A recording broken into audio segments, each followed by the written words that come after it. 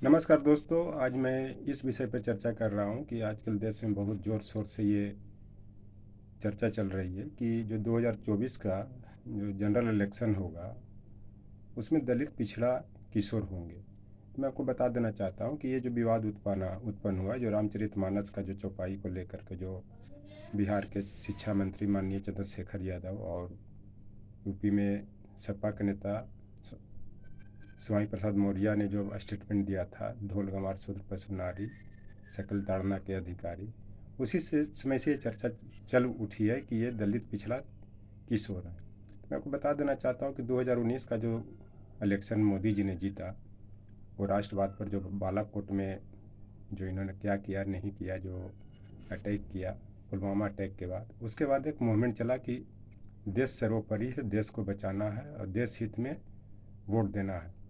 लेकिन उसके बाद जो है 2019 के बाद आपने हाथरस में देखा जो लड़की के साथ जो घटना घटी, उसके बाद बहुत तरह तरह के जो समस्याएं जो ओबीसी एससी एसटी के साथ माइनॉरिटी के साथ जो हो रहे हैं, उसके बाद आप अयोध्या मुद्दा ले लीजिए या जो भी इस तरह के जो मुद्दे हैं, इस तरह से जो दलित पिछड़े जो हैं कि इनसे दूरी बनाए हैं, खास करके दलित पिछड़ों के साथ इतना उत्पीड़न हुआ माइनॉरिटी के साथ। आपने देखा त्रिपुरा के भी इलेक्शन में इनका वोट प्रतिशत 10% कमा, सीट भी कमा, मेघालय भी हंग हुआ। वो अलग बात है कि जिसकी लाठी उसकी भैंस के कारण वहाँ के जो एक्स कॉनराड संगमा जो थे, उन्होंने इनके साथ फिर गवर्नमेंट बनाया। तो और ख़ास करके त्रिपुरा में जो जो राजकुमार प्रदुमन जो सब जो नेता थे, वो लास्ट में उन्हें बीजेपी की तरफ चले गए। चाहे जो भी कारण हो, उसके कारण इनकी सीट बढ़ी, न तो इनको बहुत सीट कम जाता। मैं पहले भी इलेक्शन प्रेडिक्शन में बताया था। तो चलते जो जो जहाँ तक मुझे लगता है भाजपा का जो संबंध है वो सिर्फ सवर्ण जातियों से है, और इसमें पिछड़ा दलित सब वंचित महसूस कर रहे हैं।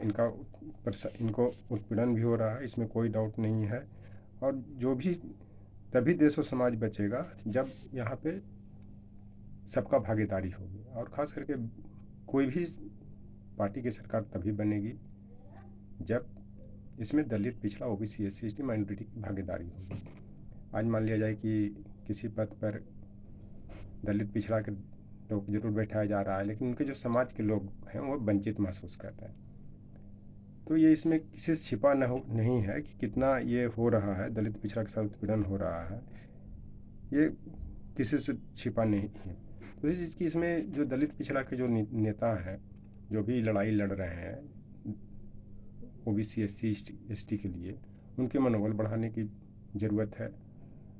और ख़ास करके आरक्षण को लेकर के जो मुद्दा उठ रहा है, जब CWS आ रहा है, तो मुझे लग रहा है फिर ये मंडल वर्सेस कमंडल की लड़ाई फिर एक बार पुनः आएगी निर्वाचन के टाइम में। उसमें जातीय जनगणना भी बहुत बड़ा इशू रहेगा, उसको लेकर के भी होगा। और जो भी दलित पिछड़ा के जो लीडर हैं अपोजिशन में, वो भी एक हो रहे हैं और इसकी लड़ाई को मजबूत भी कर रहे हैं कि ताकि जो भी हमारे समुदाय के लोगों का जो वोट है उनको एकत्र किया जाए। और ये लड़ाई भारत में मध्यकाल से ही व्याप्त है, क्योंकि हमेशा से दलित पिछड़ा को निम्न जाति में रखा गया है और वही ये परंपरा चल रहा है। चाहे आप मनुस्मृति में वर्णन देख लें या कहीं भी कोई भी धर्म ग्रंथ में देख लें, कहीं भी दलित पिछड़ा को उच्च वर्ण नहीं बताया गया है। वो अलग बात है कि बाबा साहब के संविधान के लागू होने के बाद या देश के संविधान के लागू होने के बाद दलित पिछड़ा अपनी लड़ाई लड़के आरक्षण के माध्यम से मेहनत के बल पे शिक्षा प्राप्त करके ये हर जगह अपनी भागीदारी महसूस कर रहे हैं।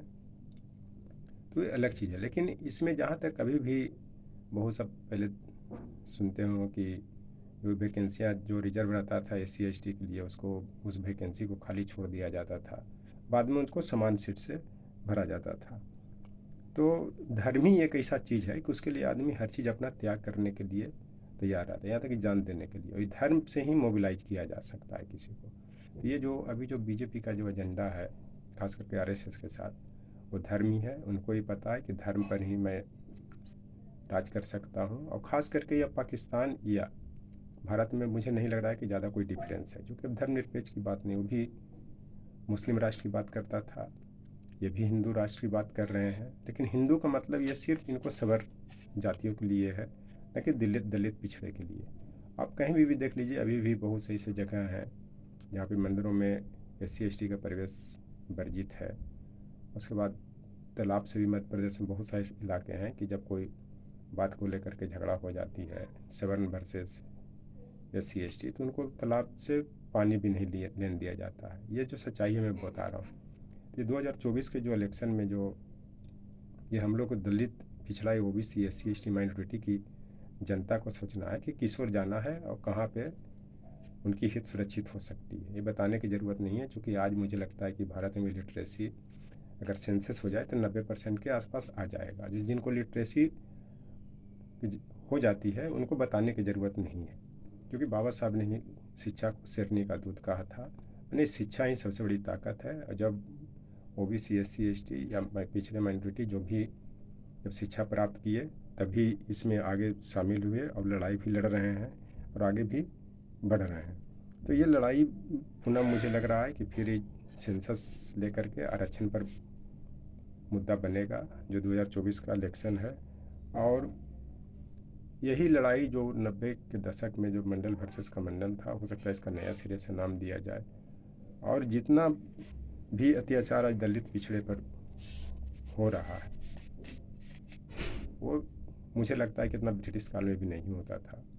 यहाँ न किसी की दलित पिछड़े के न स्त्री सुरक्षित है, न माँ सुरक्षित है, न बहन सुरक्षित है। वो तो जब कुछ मीडिया के द्वारा या न्यूज़पेपर के द्वारा जब कोई घटनाएं घटती है तो आ जाती, तब हम लोग को जानकारी मिलती। लेकिन ऐसे मुझे लगता है कि ऐसी घटनाएं लाखों देश में घटित हो रहे हैं, जहाँ तक मीडिया की पहुंच या सोशल मीडिया की पहुंच नहीं हो पाती है। क्योंकि आज भी गांव में सब लोग के पास स्मार्टफोन नहीं होता है, ये सच्चाई है।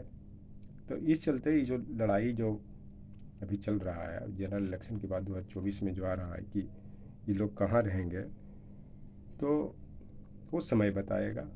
और मैं OBC SC ST के जो भी लीडर हैं या धर्मनिरपेक्ष पार्टियां हैं उनसे मैं उम्मीद करता हूं और आग्रह भी करता हूं कि OBC SC ST के हितों को सुरक्षित करने के लिए, रक्षित करने के लिए एक होना ज़रूरी है। देश को बचाने के लिए, संविधान को बचाने के लिए एक होना ज़रूरी है। जो लोग जो आरक्षण को गलत बताते हैं कि आरक्षण गलत तरीके से इन लोग को मिल रहा है, तो आप समझ सकते हैं कि देश में जब 1892 तक SC को भी ब्रिटिश सेना में शामिल किया जाता था। 1892 के बाद शामिल नहीं करना पड़ता था। यहाँ तक कि धीरे धीरे उनको हर तरह की सुविधाओं से वंचित कर दिया गया, चाहे शिक्षा हो, यहाँ तक कि निकलना मुश्किल कर दिया गया। तो इसमें जो आरक्षण पर जो ये कहते हैं, तो मैं एक पे शेयर करना चाहता हूँ। आरक्षण को वही लोग गलत कहते हैं जो पढ़ाई में मेहनत करने से डरते हैं। जिनको मान लिया आरक्षण आ भी गया है, तो जो मेहनत कर रहे हैं तो अपना पढ़ाई में पा ही रहे। आरक्षण तो उनके लिए दिया गया है जो जिनका एजुकेशन बढ़िया से नहीं हुआ है, दबे कुचले हैं, उसके बाद बहुत तरह तरह के परेशानियों से झेलते हुए आगे बढ़े हैं, उनके लिए आरक्षण है। जो पढ़ाई कर रहे हैं उनको आरक्षण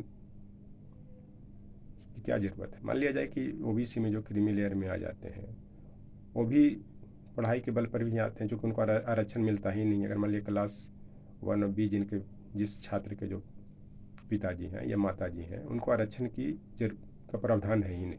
तो चलते आरक्षण का विरोध करना उचित नहीं है। एक तरह से दलित पिछड़ों को फिर से वापस कुआं में ढकेलने की बात है।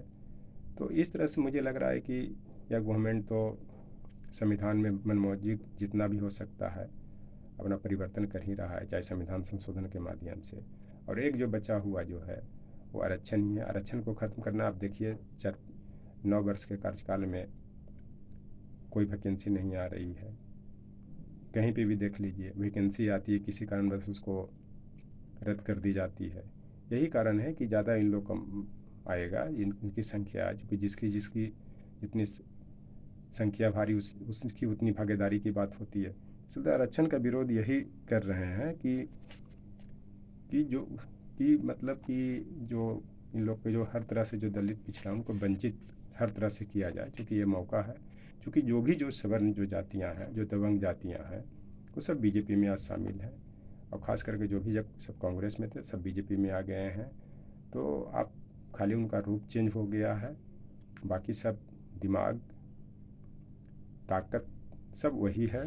तो इसी चलते मैं आपको एक बता देता हूँ कि एक इस पर भी शेर कहा गया कि अपनी असफलता को आरक्षण के पीछे मत छुपाया करो, तुम हकीकत में क्या कर सकते हो दुनिया को बताओ।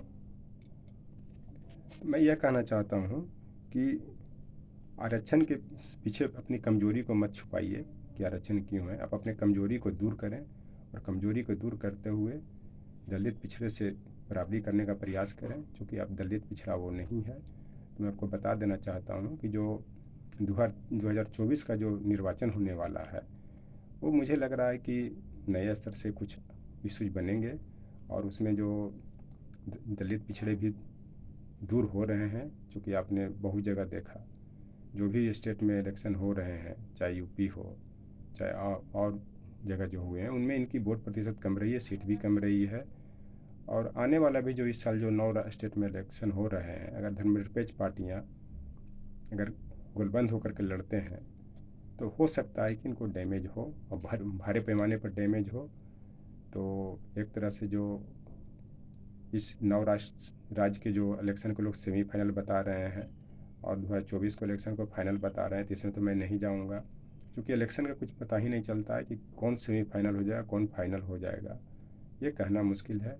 और ये देश की जनता डिसाइड करेगी और देश की जनता से नेता बनते हैं, न कि नेता से देश की जनता बनती है। इसलिए जो भी ओबीसी SC ST माइनॉरिटी के लीडर हैं, जिस पद पर लोग के पद के कारण चाहे जैसे भी जुड़े हुए हैं, अपने को अगर सशक्त करना है, मजबूत करना है, तो ओबीसी SC ST के हितों की रक्षा करें, यही मुझे कहना है। Thank you.